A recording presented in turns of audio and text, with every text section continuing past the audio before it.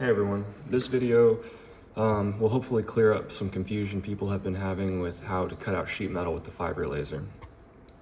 So this is my entire technique, and we're just going to start by pulling something off the internet, like this banner. You know, this might be something you'd want to cut out with someone's name on it. So just copy the image that you're going to use, go into Lightburn, paste that, click it, and then right click and trace image. And then we're going to see if it looks right. You know, you can adjust the threshold depending on how much gray or black you want to get picked up. And then hit OK. Drag that off, delete your image. And so now we have our outline.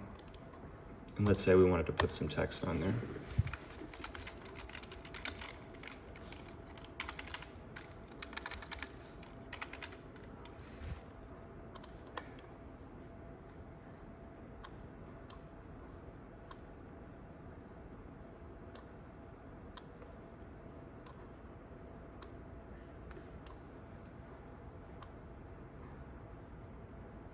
Okay, let's say that was the name we wanted to put on there.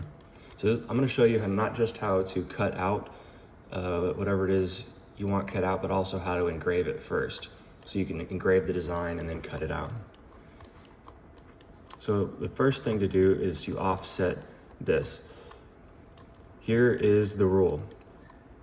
So when you're going to cut out sheet metal, you need to offset the outside line. Let me ungroup this and show you what I mean. So this is the outside line here, the one I just turned red. So you need to offset that line 0.4 millimeters per millimeter of the material thickness. So if your material is 2 millimeters thick, you need to offset it 0.8. So we're gonna take our outside line and offset that. Let's say our material is 1 millimeter thick.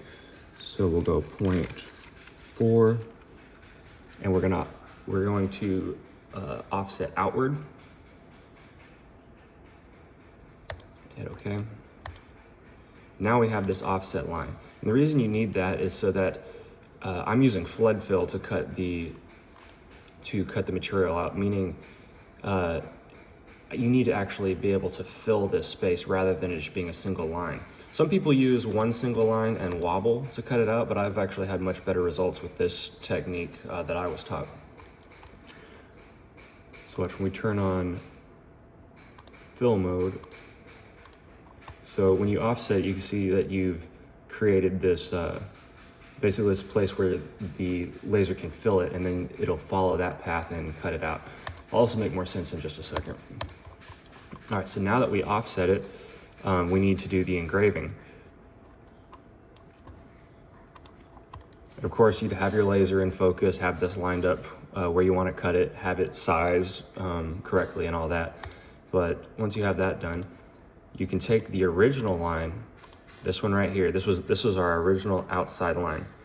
You take that and move it off with the arrow keys. Holding shift and the arrow keys, you bump it down out of the workspace. And you use the arrow keys so that whenever we bring this line back up, we can just hold down shift and move it back up, and it will move in the exact same spot.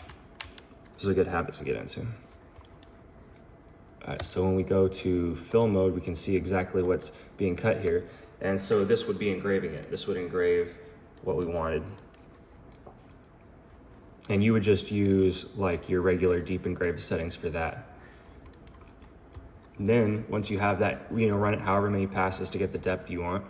And then after that, you're going to bring your other line back in. This is your original line, and then hold down shift, select this outside line, and we'll change it to a different pin setting. Let's say we change it to red.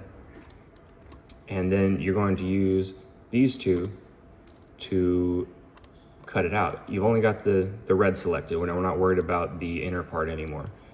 Now let's go to our settings. And it's gonna be your normal deep engraved settings. For this laser, this is a 30 watt I'm on right now.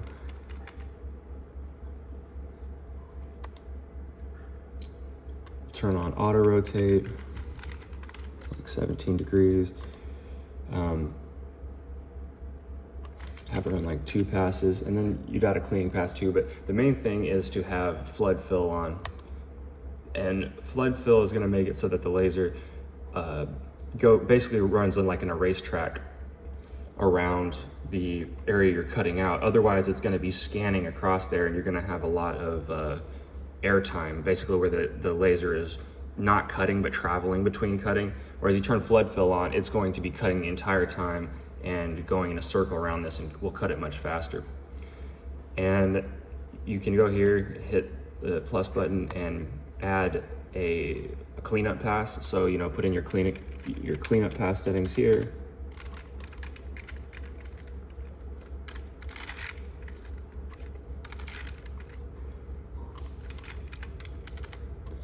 And turn that on fill.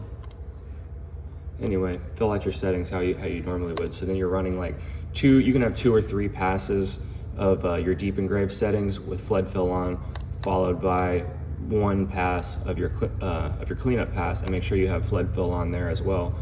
And then we got to run it, and probably start with like 20, depending on what you're cutting, but run, you know, maybe 20 passes and see how deep you get, and then you can adjust from there however many you need until the laser falls out. And that's all there is to it. Hopefully that helps.